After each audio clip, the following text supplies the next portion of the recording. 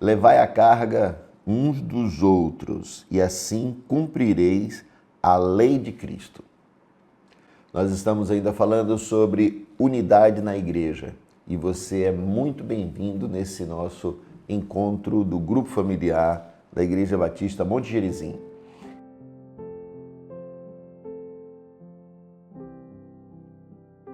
Esse encontro do nosso céu, da nossa colmeia evangelística no lar. Num formato, sim, onde nós estamos trazendo os convidados, os visitantes, pessoas que ainda não conhecem a Cristo para dentro da nossa casa, ou quando podemos também levar o nosso céu para dentro da casa de um que não conhece a Cristo, de um amigo, de um visitante, de um parente, de um vizinho. E você pode, sim, transmitir esse vídeo, compartilhar e criar laços que o Evangelho com certeza nos proporcionará para a eternidade. O nosso céu, a nossa colmeia evangelística no lar, através desse formato do grupo familiar, vivemos então o Evangelho relacional. Como diz Gálatas no capítulo 6, versículo 2.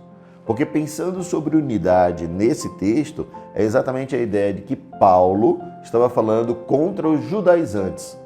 Judeus que tinham aceitado a Jesus, aceitado a Cristo como seu Salvador, mas ainda mantinham as práticas da lei de Moisés.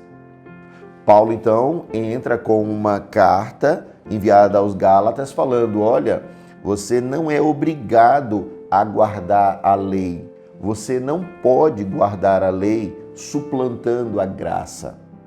Os judaizantes tentavam fazer com que as pessoas que eram gentios, que não eram judeus e que aceitaram a Cristo como seu Salvador, mantivessem a lei judaica, a lei mosaica, para que eles então completassem a salvação. Paulo então diz, não, a lei ela não salva, a graça de Jesus nos salva. Paulo vai falar firme nessa carta aos Gálatas, aos judaizantes, contra os judaizantes, de que nós não deveríamos ser legalistas, de que nós não deveríamos guardar a lei, mas que era a graça de Jesus que era bastante e era suficiente. E não era a ideia de guardar a lei como um aditivo da graça para então sermos salvos. Tanto prova que no versículo 1 ele diz, irmãos, se algum homem chegar a ser surpreendido em alguma ofensa, vós que sois espirituais, encaminhai o tal com espírito de mansidão, olhando para ti mesmo, para que não sejais também tentado. O que Paulo está falando, aplicando para as nossas vidas hoje como igreja, e que não guardamos a lei, é verificar se nós conseguimos encontrar alguma falha em algum irmão que precisa ser corrigido, que pode ser corrigido em mansidão e em amor. Dentro do grupo familiar, nesse tempo que estamos falando sobre unidade, é uma oportunidade, então, da gente poder colocar em prática o que está escrito no versículo 2 sobre levar a carga uns dos outros, no sentido da gente ter coragem e vulnerabilidade para confessar pecados, faltas, erros que estamos cometendo. O grupo familiar é uma oportunidade para que aqueles que são mais espirituais ou que são mais maduros na fé possam acolher os que ainda não são tão maduros na fé, de modo tal que quando este não maduro na fé caia em algum pecado, ele seja acolhido, tratado e possa ser reconduzido à graça por meio da cruz de Cristo. Esse texto nos ensina que o grupo familiar, no sentido de falar sobre unidade, é fazer com que a gente tenha coragem de confessar pecados, de abrir o coração, dizer o que nós temos vivido de dificuldades, de problemas, que precisam ser confessados uns com os outros, e a gente possa então receber o acolhimento e a direção do Espírito por meio da palavra através de seus líderes e de pessoas mais espirituais ou de pessoas mais maduras na fé. Nós recebemos muitas pessoas nos grupos familiares que estão sendo acolhidas, que estão conhecendo a palavra, que estão conhecendo a igreja, que estão conhecendo o que é essa nova jornada. E nós, como grupo familiar, precisamos estar atentos a essas pessoas, porque às vezes não somente o que estamos recebendo de pessoas que vêm como visitantes, mas talvez acolher irmãos que já são crentes, mas que ainda precisam de cuidado e de amparo. O grupo familiar é esse ambiente onde temos a coragem de levar a carga uns dos outros.